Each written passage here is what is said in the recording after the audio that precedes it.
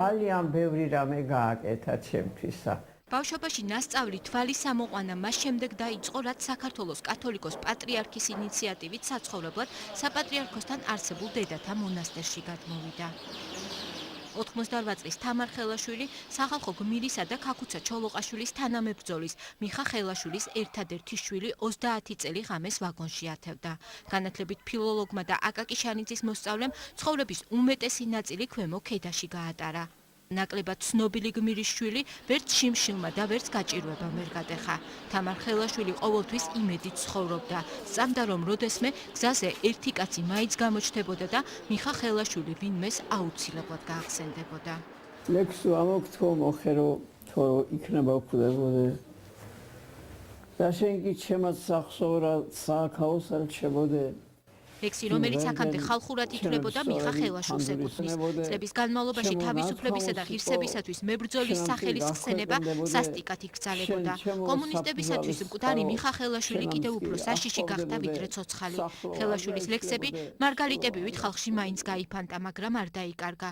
როცა მამამ უხანათურად მოუკლეს 2 წლის იყო. მისთვის ცხოვრების მთავარი ტვირთი და მთავარი საჩუქარი ხელაშვილების გვარის ტარებაა.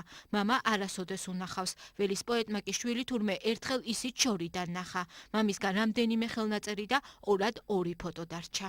მიხას რომ ყურს დაუგდებდიო, აღარაფერი გინდოდაო, სულ გინდოდა რომ იმას ესაუბრა და ელაპარაკაო, ისეთი ლაპარაკი ჰქონდაო. იმითი იზიდავდა ხალხსაო, განამაინდა მას ლამაზი იყო. საქართველოს დამოუკიდებლობისათვის მებრძოლმა გმირმა ამ ქვეყნად ზუსტად 25 წელი იარა. საკუთარ 25 დაბადების დღეზე ღალატის მსხვერპლი გახდა.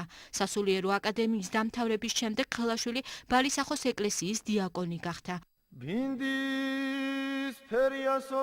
მისთვის ამ სოფელმა ფერი ბინდისფრად მაშინ იცვალა, როცა წითლები შემოვიდნენ. ხელაშვილმა მთის გასაბჭოება ვერ გადაიტანა. ასე დაიწერა ბინდისფერია სოფელი და ასე დაიწყო დიაკონი ხელაშვილის სხვა ცხოვრება. 24 წლის აჯანყების შემდეგ ის შეფიცულთა ჯარს ემიგრაციაში არ გაყვა. თაკლდეებში უნდოდა. რადმინდა იქ მაინც სიკვდილი მელისო და აქაო და აქა მამკვდა ჩემს ქვეყანაში დავმარხო. ამბობდნენ მარტო ხელა გმირს ტყუია არ ეკარებოდაო. სიცოცხლეს კი ძმად ნაფიცმა გამოასალმა. გვამი რამდენიმე კვირის განმავლობაში დუშეთის მილიციის შენობასთან ეგდო. ხალხი მასთან მიკარებას ვერ ბედავდა. ბოლოს დამდა მისმა ძველმა მეგობარმა, რომელიც მილიციის თანამშრომელი იყო, ხელაშვილის სხეული მოიპარეს.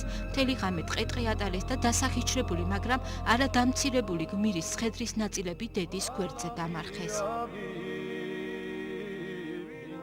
თამარ ხელაშვილის ბავშვობის მოგონებები მძიმეა. ახსოვს როგორ შემოუვარდნენ სახლში, როგორ აწამეს დედა. მიხას დედაც წამებით მოუკლეს. ფშავმა ვაჟკაცმა დედის სიკვდილი გმირულად აიტანა და სისხლი არ აიღო. წერი არ შამხდა მტრისფერი ფერი ვარუფედური დღისაო.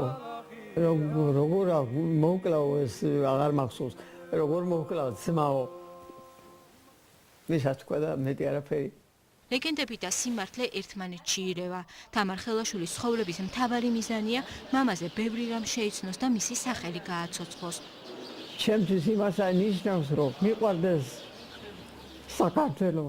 მიყვარდეს ქართველები ისე, რომ ჩემი ძმები და შვილები მეგონოს. აი ზემა რაბა მე მგონია, რომ არა ვარ ღირსი იმისა, რომ იმ კაცის შვილი ვიყო, ვერაფერი გავაკეთე ამ ქვეყანაზე მე. უახლოეს მომავალში ერი სულიერი მამის ინიციატივით ახალი წიგნის გამოსვლაც იგეგმება. შვილი ამბობს, რომ მამის სახელი ისევ ქუხსული კი ლექსებში დუხს. ამ ქვეყნად ხანმოკლე ყოფნის მიუხედავად მიხა ხელაშვილის გზა ჯერ არ დამთავრებულა.